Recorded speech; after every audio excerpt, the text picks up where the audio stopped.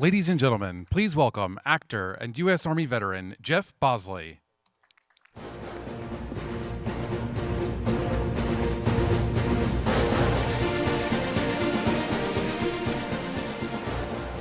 Morning, thank you.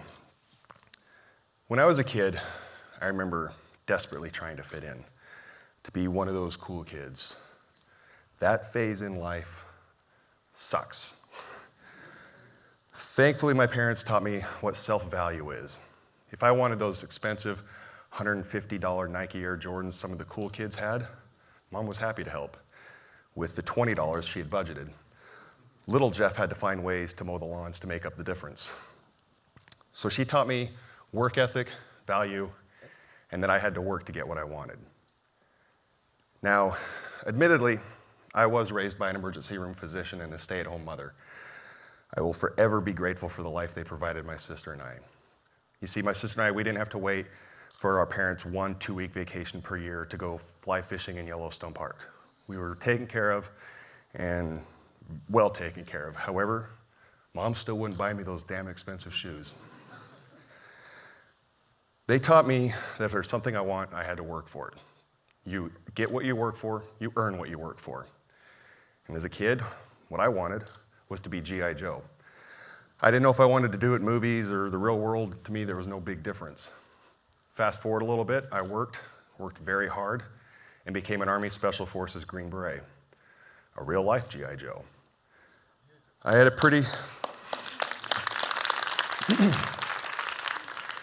a modest career of kicking in doors, chasing the bad guy, and being what you could call trigger-pulling warrior diplomats. I remember being in the middle of pretty much every operation, having just blown up something, swooped in on a helicopter and jumping out of it when I probably shouldn't have, and thinking to myself, my God, this is my job. Somebody is paying me to do this. However, on the flip side, there were moments that I call brochure moments, referencing the brochures that we all saw in the recruiter's office at one point or another, where I'd be in the middle of some sort of situation, looking down at it and thinking to myself, no, there is no way this was in the brochure.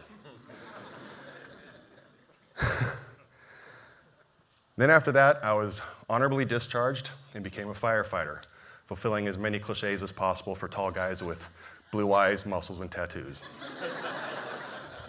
And yes, I was in the calendar. But something was still missing. I still knew the little kid in me wanted to be G.I. Joe in the movies. But the adult practical side of me didn't like the concept of trying to do something so impractical. And it wasn't until the perfect storm of events where I finally started to crack.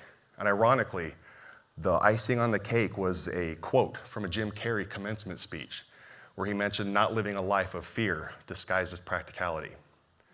I resigned from the fire department the next day, sold everything I owned, gave away what was left, and packed whatever else was left I could fit in my car and moved to Los Angeles. The rest, thus far, is history.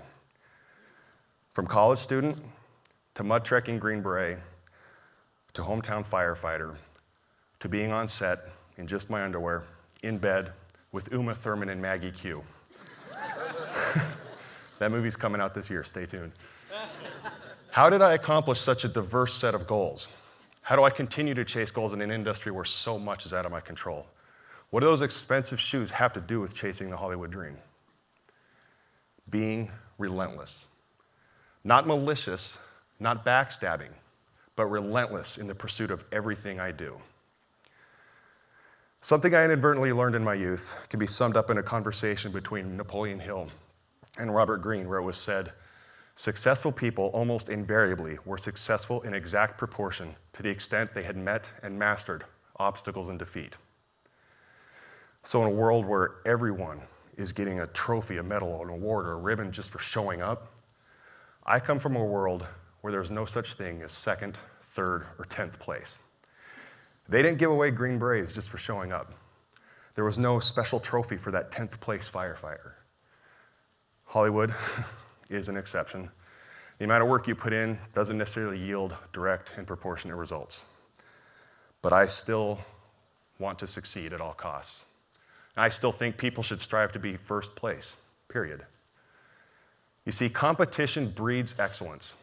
Difficulty creates success, and misery and loss develop inoculation and achievement. And that is what I'm passionate about. Maintaining that relentless attitude and passing it on to future generations any way I can before the society becomes so diluted that it forgets what it is like to compete, to succeed, and to win. That is why I'm here. That is why I did what I did and continue to do what I do.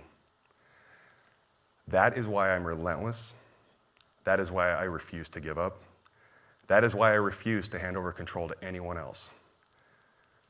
All because Mom wouldn't buy me those damn shoes all the cool kids had.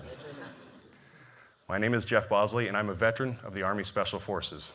Thank you.